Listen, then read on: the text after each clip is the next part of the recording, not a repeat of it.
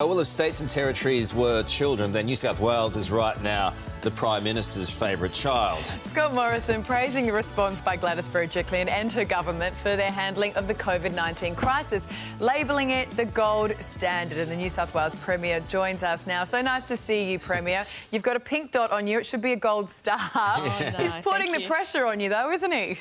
Well, look, I think I'm proud of the way we've handled the pandemic so far, but it is a daily battle, and our aim always has been to control the spread as much as we can, but also to keep jobs and the economy going and our people as free as possible.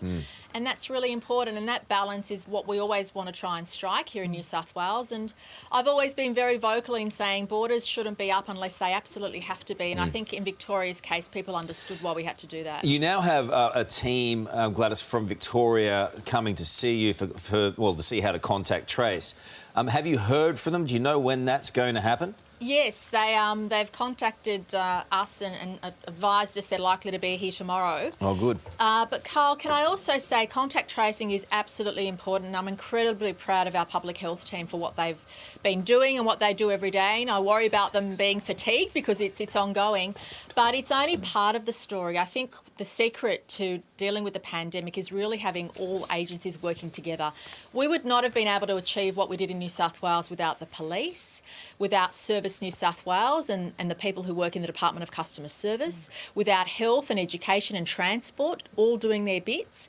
Every major agency of government has worked together in an integrated way, and that is really what has been our success, because health has to be relied on to do what they do best. But if you need health to do all these other things, they won't be able to focus on contact tracing as much as they have been. So our job's been to relieve the pressure on health, make sure that everybody else has stepped up to support their efforts, and including making businesses be COVID safe, making sure patrons know how to be COVID safe. Because when we reopened society back in March, April, we knew that unless we made everything COVID safe, that we would be at risk of another wave. And that's why, all of our schools now have 2 cleaners a day, like extra cleaning every day.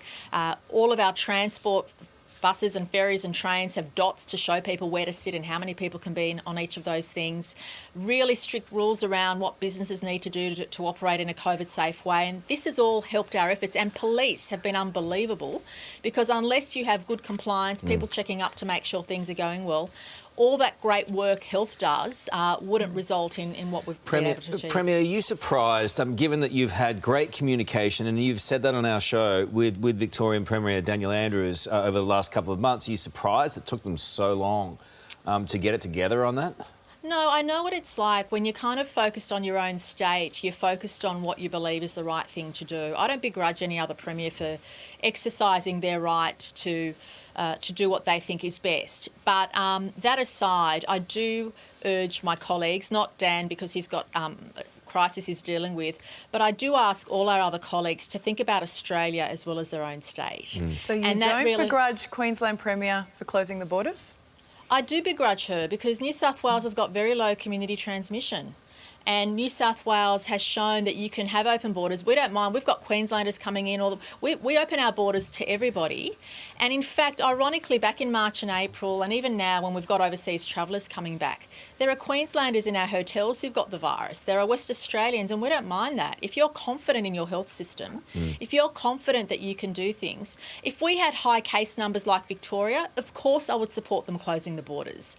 But when the case numbers are so low at this stage, and yes, it's a daily battle, why would you close your borders? Why would you hurt your businesses and jobs in your own state?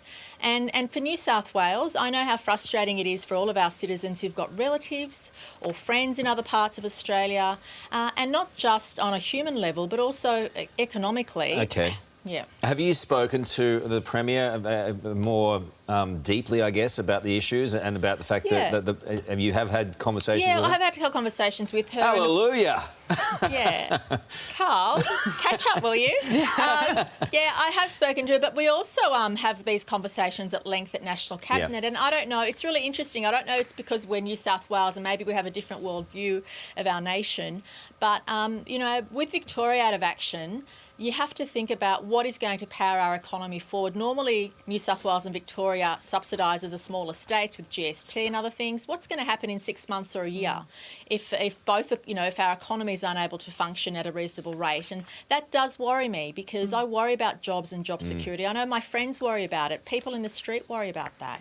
Which schools are they going to send their kids to next year? What are the things they're worrying about? And that worries me. And that's why it's really important for us to get the right balance. How angry do you get when we then saw the pub in Sydney the other day doing the wrong thing? They've now been shut down. How is it that some of our hotels still aren't getting the message? Oh, look, I'm really frustrated, because the vast majority are doing the right thing.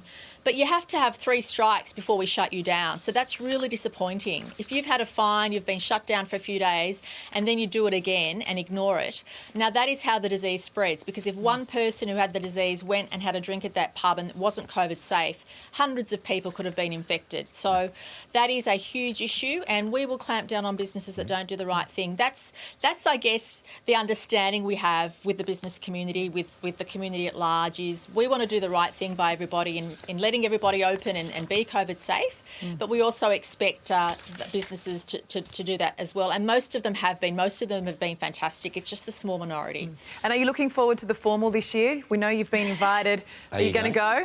Oh, I don't know if I've been invited. I don't know if I'll be welcome, but I'd let the kid. I'm just glad I've got girlfriends who've got daughters in Year 12, and they're already picking their dresses online, which is lovely for them to have something to look forward to. So that's really nice. And finally, I'm looking to head to Christmas in Queensland this year. When do you think the borders will be open? Oh, well, I know you have the Queensland Premier on your program too, Karl. You should ask her. She would have a better idea than I would. But I just hope that common sense prevails. And can I thank Northern Territory and South Australia, who've both said that they're looking at opening their borders sooner to New South Wales. And I want to thank both those jurisdictions. And the ACT, of course, who's had no cases, has been locked out of the rest of Australia just because they're within New South Wales. But they haven't had any cases. So hopefully things will start loosening up soon. Good stuff. Thank you, Premier. Thanks, Premier.